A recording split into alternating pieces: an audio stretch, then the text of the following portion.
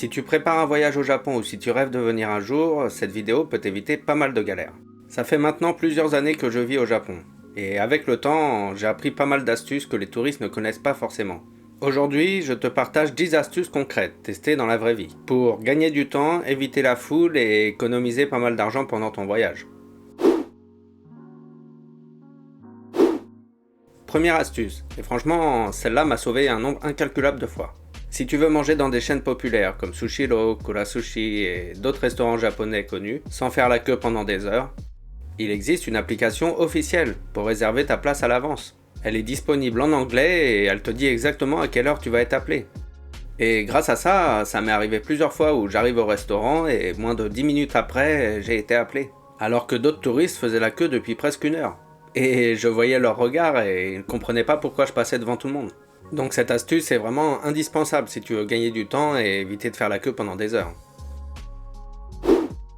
Deuxième astuce. L'horaire pour visiter les lieux touristiques au Japon change tout.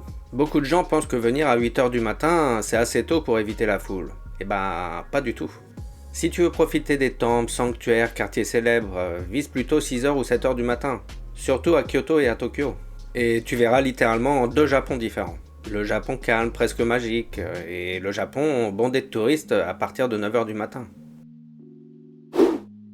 Si tu veux sortir des sentiers battus, louer une voiture est une excellente idée. Contrairement à ce qu'on pense, c'est simple et abordable. Une petite voiture coûte en moyenne entre 5000 et 8000 yens par jour. Les voitures sont presque toutes automatiques, et le télépéage est souvent intégré, donc pas besoin de t'en occuper. Et surtout, avec une voiture, tu peux atteindre des endroits qui sont pas forcément accessibles en train. Enfin bref, c'est une très bonne idée de louer une voiture au Japon.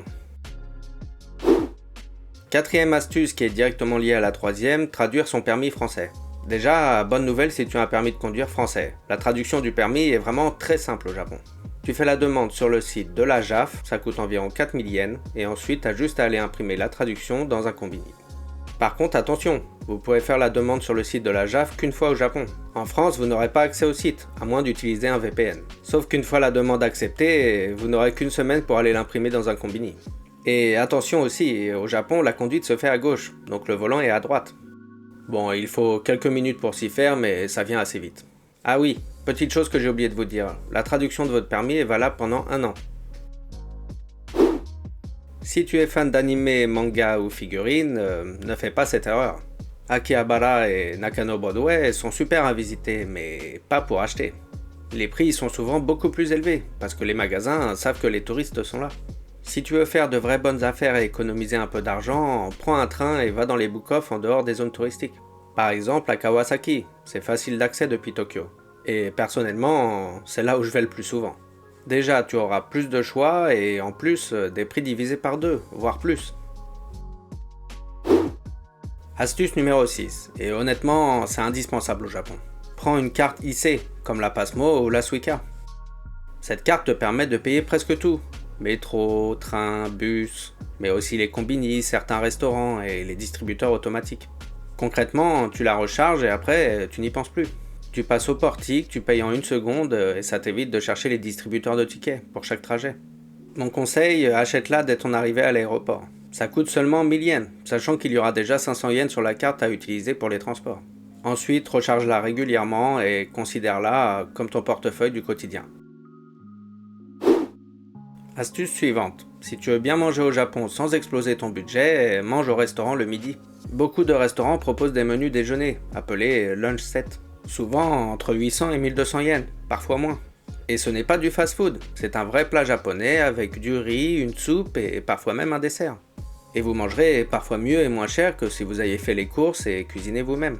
Donc n'hésitez pas à tester les petits restaurants locaux au déjeuner, même ceux qui payent pas de mine de l'extérieur. Ce sont souvent les meilleures surprises. Astuce numéro 8. Inutile de trop charger ta valise pour le Japon. Beaucoup d'hôtels, et même des très abordables, fournissent des pyjamas, des brosses à dents, des produits de toilette et parfois même des chaussons. Certains hôtels proposent aussi des machines à laver, avec sèche-linge intégré, ce qui est super pratique quand tu voyages léger. Résultat, tu peux emporter moins d'affaires, faire ta lessive sur place et surtout garder de la place dans ta valise pour les souvenirs. Le Japon est très bien organisé pour les voyageurs, donc fais confiance au système et voyage plus léger. Astuce simple mais essentielle, toujours avoir un petit sac plastique sur soi. Il y a très peu de poubelles dans les rues au Japon, et au début, ça surprend beaucoup. La solution est toute simple, garde toujours un petit sac plastique dans ton sac à dos pour tes déchets. Et tu les jetteras plus tard à l'hôtel ou dans une gare. Et petit conseil si vous n'avez pas pris de sac plastique et que vous avez un petit déchet, vous pouvez toujours trouver des petites poubelles dans les combini. Et c'est aussi pour ça que les rues sont aussi propres au Japon. Chacun repart avec ses déchets, tout simplement. Dernière astuce, et pour moi la plus importante. N'aie pas peur de faire des erreurs au Japon. Même si tu ne parles pas japonais, les gens savent que tu es touriste et font souvent preuve de beaucoup de patience. Un sourire, un petit merci, un effort pour dire quelques mots en japonais et ça change complètement l'échange. Il m'est arrivé plusieurs fois de me tromper, de ne pas comprendre et de demander de l'aide. Et à chaque fois, les gens ont fait le maximum pour m'aider. Le Japon peut sembler impressionnant au début, mais une fois sur place, on se rend vite compte que c'est un pays très accueillant pour les visiteurs. Le Japon est un pays incroyable à visiter, et avec ces petites astuces, ton voyage peut devenir encore meilleur. Si cette vidéo t'a été utile, n'hésite pas à mettre un like, à t'abonner à la chaîne, et dites-moi en commentaire si vous voulez une partie 2. Et dites-moi aussi ce qui vous a le plus surpris. Et sinon, on se retrouve samedi prochain pour une nouvelle vidéo. Matane.